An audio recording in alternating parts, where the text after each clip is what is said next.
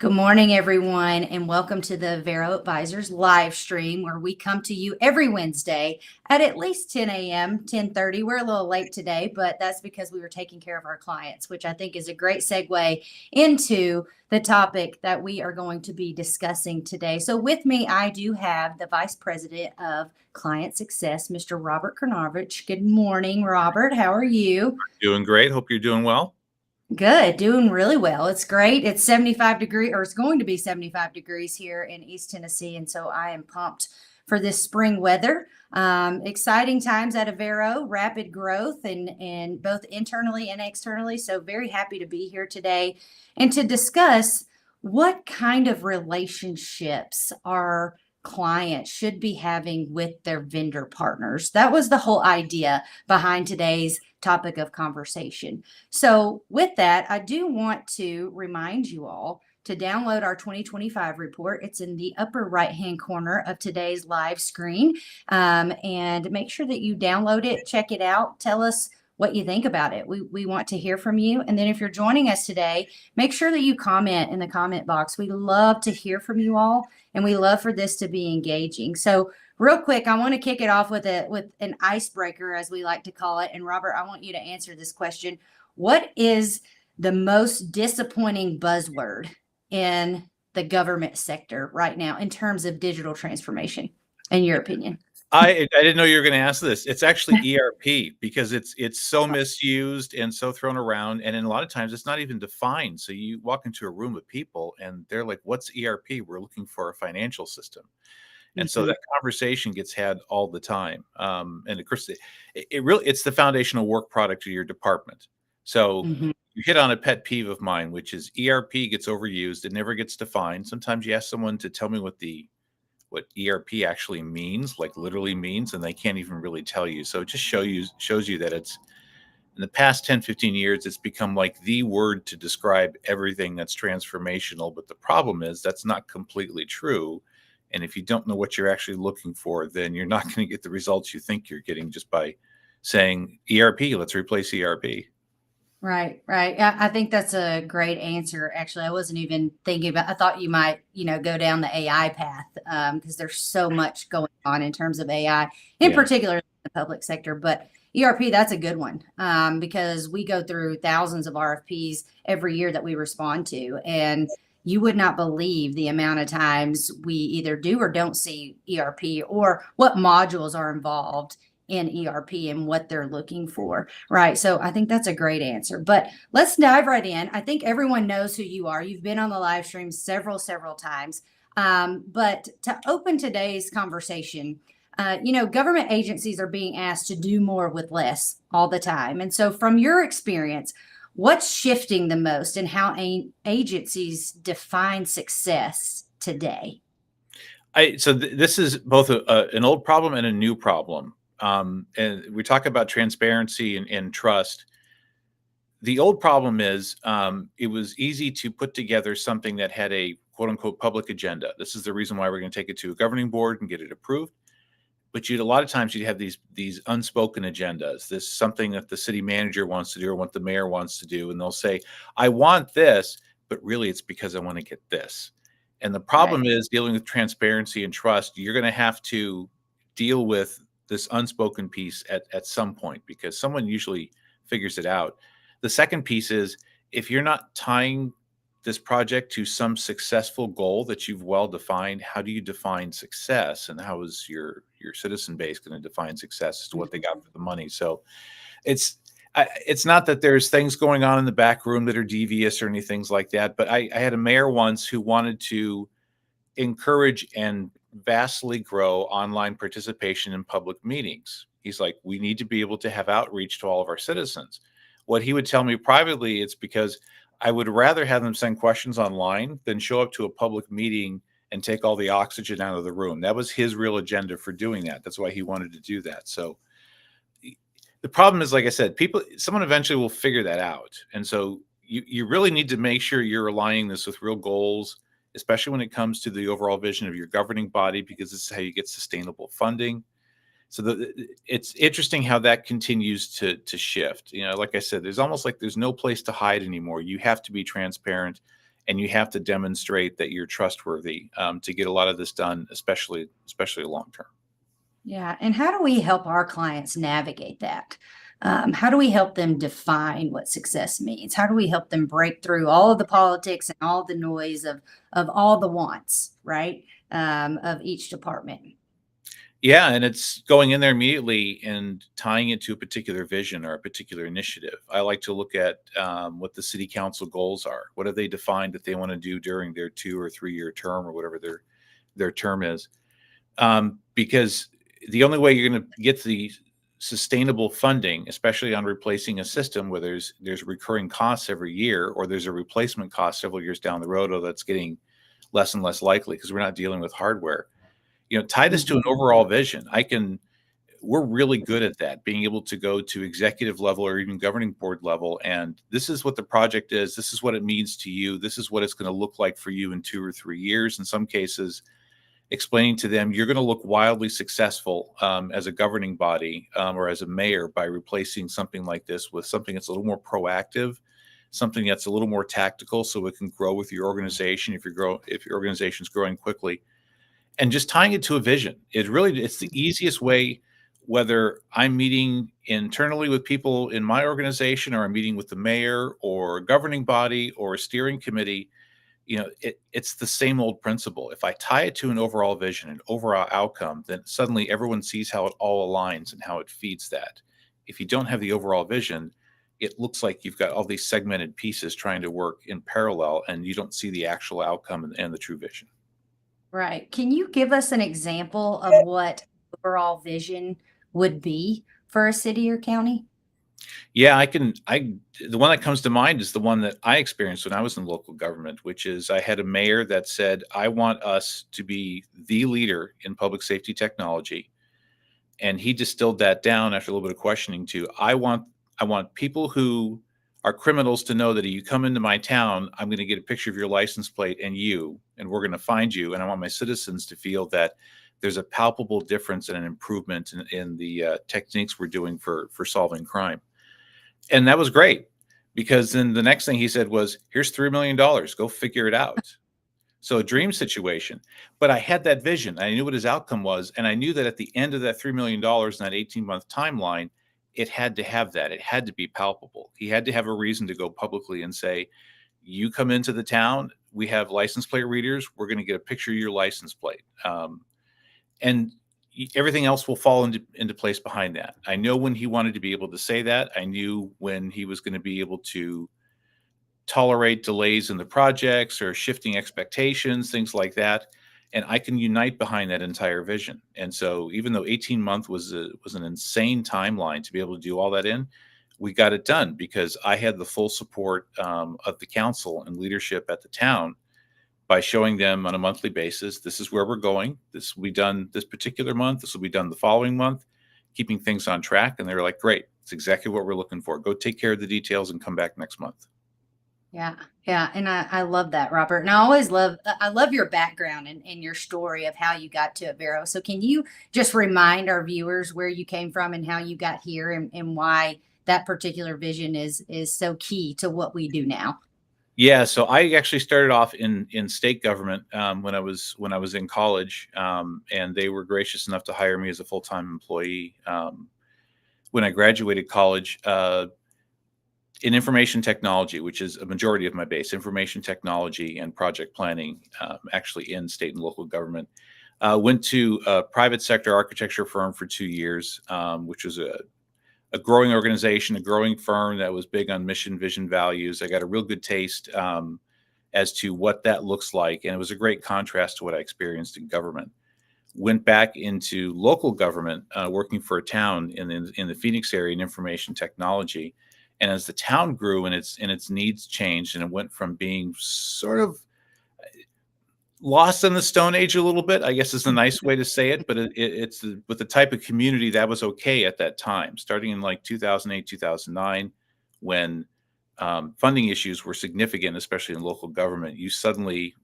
They were cutting staff left and right, and you now had to maximize all your purchases over the next 2 or 3 years. And things started to leapfrog over themselves in terms of the possibilities of technology. So it's a very interesting time, and did that for quite a while, and happened to have this guy named AV come in on a shortlist presentation for an IT strategic plan, and he did a pretty good job, and we actually hired him, and so that's how AV, our CEO, and I knew each other. So, um, you know, many years later, he gives me a call and he says, "Do you want to come do this?" And it's yeah, I saw the vision of I finally could be the consultant I was always looking for when I was on the other side of the table. It's the way I describe it. My heart still is very much in local government. Now I get to serve 25, 30 local and state government entities across the board. So what drives me and gets me excited about all this, I still get to be involved in, but from this side of the table, and in a way that I can help my clients more by, again, being the consultant that I was always trying to look for when I was putting out RFPs and interviewing vendors. I love that. And our founder and CEO, Mr. Avijit Varakar, can be very, very persuasive.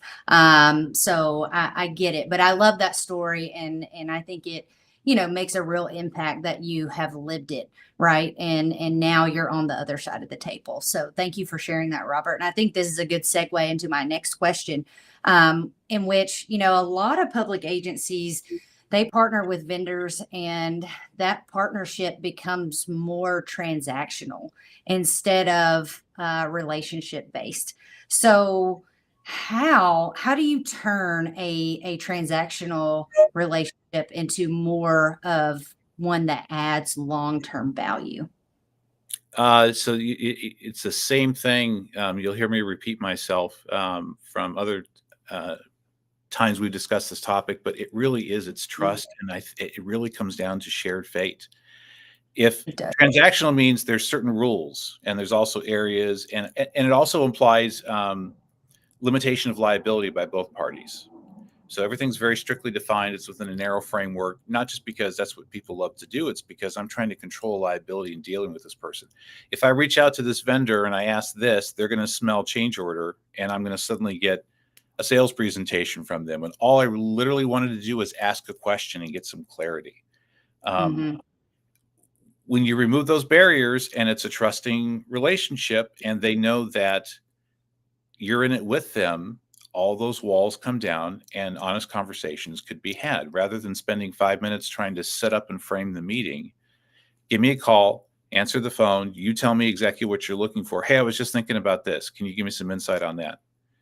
And then that way, that it really is a trusting collaboration, and that neither party suddenly thinks about, oh, if I ask this question, is it going to cause them to think this? All those sorts of stuff that goes away when you actually have some sort of collaborative relationship, which is why we're big on relationships here at Avero, because unless people are willing to sit down and be honest and look at a situation and be direct about it, it's very difficult to solve issues. It's very difficult to solve challenges.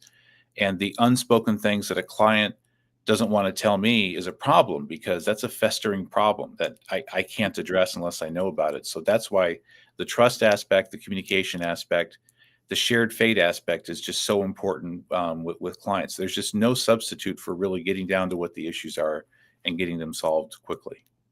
I couldn't agree more. Relationship building is so key. And that's what the whole organization has been built on, right? Making sure that we have a seat at the table with our clients, not just on Zoom, but when we go on site, and not just the key stakeholders, right? We talk to everyone in the organization. I think it's just so key to build relationships across the board, ask those hard questions, and make sure that everyone is being heard. And I love that about Avero Advisors. So, what is one dead giveaway that maybe a consultant or any vendor is just checking boxes rather than actually being invested in a government agency's Uh, success? yeah, the if you think about calling them or asking a question or going into a meeting, do you have to mentally prepare yourself about exactly what you're going to talk about and how you're going to try and frame that and how you're going to get that done? It really should just be one of the easiest things. You should be able to walk in and sit down to the meeting, and just speak freely and speak what's on your mind and speak directly about it. And if you find yourself going, well, I don't want to tell these guys this because it just might scare them, or there's some hesitation or reservation, or you're trying to think of ways to reword something, that's actually another dead giveaway that you don't your vendor's not building the relationship with you that they should. You should not have to sit there and figure out how to frame something and phrase it perfectly to be able to communicate it to your vendor to know that you're going to get the response you're looking for. You should be able to speak in plain English your concerns, what you're looking for, what the outcome is, what the problem is. If you don't have that and there's something else going on that's causing you to hesitate, then there's a foundational problem with the relationship. Yeah, I think that a vendor who is looking at the whole picture is one that you want to be in business with, right? Not one that's just delivering the project at hand, right? But one that looks at the organization as a whole and opens your mind up to other problems that may arise during the contracted project. So I think, one that's open-minded and one that's going to ask those hard questions about other things going on in the organization is also key when building relationships with your vendors. I have one more question for you, Robert, and then I'm going to take the questions in the comments. We've got some people commenting here. But if you could tell government leaders one thing to look for in a vendor relationship, what would it be? Something other than what we've already talked about today. Yeah, I could say honesty, but that can be difficult to see. I think humanness is the biggest takeaway I've had from our last several interactions with potential clients. The last two big projects that we got in December, both clients said the same thing. We selected you guys because you were the most human. You had the qualifications and great presentation and all that, but you actually talked to us like human beings and actually asked and answered questions like you weren't just a prepared robot or a walking sales presentation. And they loved that. And that delights me too, because I don't necessarily go into those presentations with that specifically in mind, but I do like to get to the Q&A piece, especially with clients. Ask me any question, ask my project team any question. And so I really do think that's the key. I think people are looking for just a baseline of who you can trust and who actually understands us.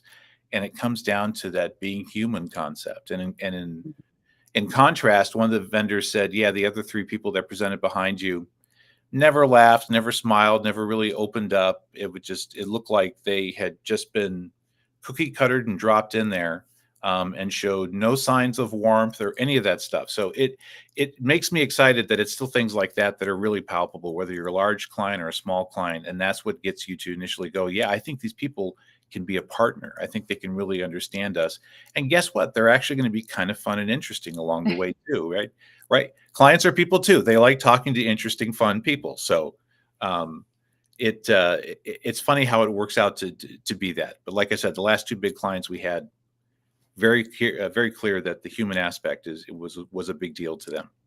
Yeah, no, I think that's a great answer. Great answer. And I always go back. I've said this 1,000 times on the live stream, but when I first started in business development here at Avero, I thought I needed to be some technical expert, right? To be able to sell our services. And really, it took me about 1.5 years, but I realized, no, I just need to be Megan. Megan is enough.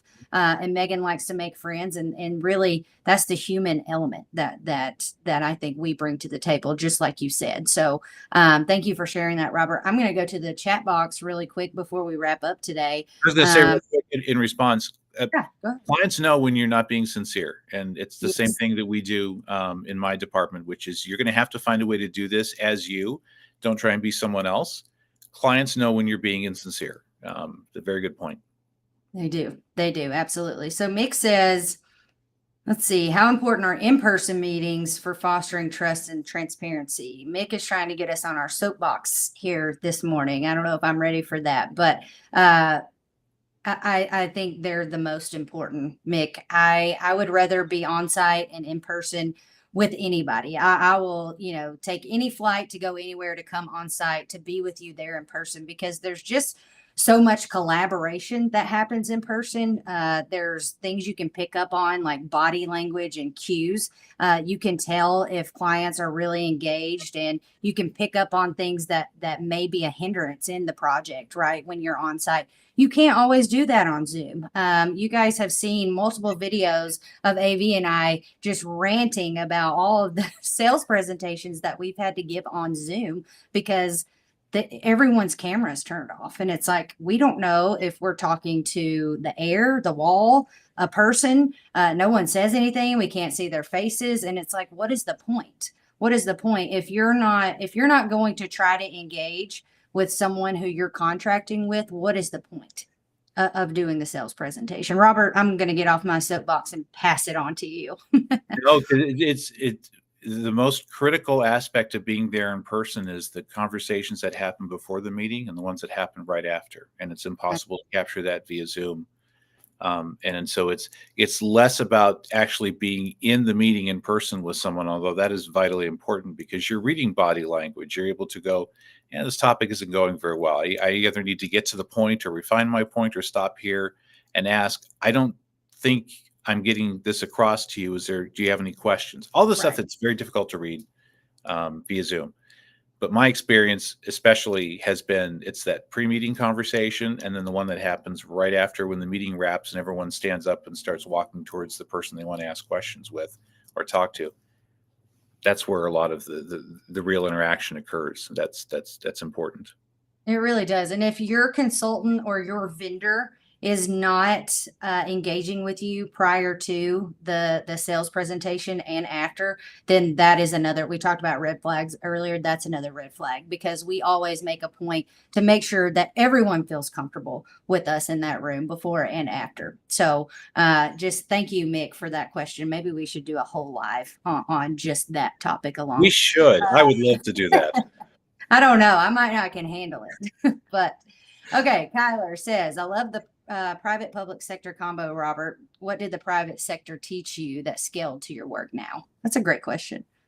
Um, the ability to affect change quickly is the obvious one, and I shouldn't say obvious because a lot of people have not worked in state and local government like I did. So I have a foundation of understanding the big contrast between the two. You could get a lot done a lot quicker in the private sector. Decisions were easier to make and implement. Literally walk out of a meeting and be able to just go out and purchase or initiate whatever you needed to do.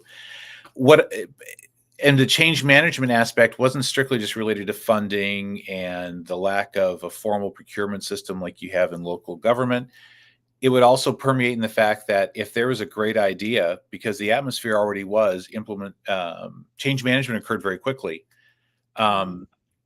And implementation could occur very quickly. So therefore, thoughts and ideas that were the mission, vision, values of the organizations could be implemented quickly rather than going through a process where it needs to go through 7 level of reviews, and then it becomes an administrative policy, and then you train staff on things like that. So I got to see the complete contrast between public and private and the benefits of both. And actually, the private sector, you could see a little more misuse of resources because someone was like, here, just go out and buy this. I don't care. Just get it in, get it set up and get it plugged in. And lack of a process for understanding, am I buying the right system? Do I have the right requirements? Which you have in government as well, could be bypassed in the private sector, and that wasn't always for the good. So they actually, like everything else, it's in moderation, right? There's actually a balance in the middle. Government needs to continue to come more towards this. I think in a lot of ways, the private sector, if it wants to, can go a little more deeper into defining things before they run out and just start buying it. So it was a heck of a learning experience, and it helped prepare me for being here at Avero and on this side of the table. Yeah, no, I think that's great. I grew up at the bank, and so I always think about all of the systems that we used to use. And I used to think to myself, who is making these decisions? And really, it was everyone. And it was just plug and play, right? This is going to fix all of our problems. And then before you know it, we're operating on 16 different things, Yeah. So I think that's a great point. Great point. Let's see here. We have a few more. Kyler says, Megan Seaton, tell us how you got here. I will do a short on that because it is a great story. Kyler also said, this isn't a question, but I think it's funny. If I hear I don't want to talk about my current system or processes, I just want new tech. One more time, I'm going to lose it. Yep. I agree. What's one overlooked factor in building strong consultant client relationships? think we may have already answered this, but anything else you want to add, Robert?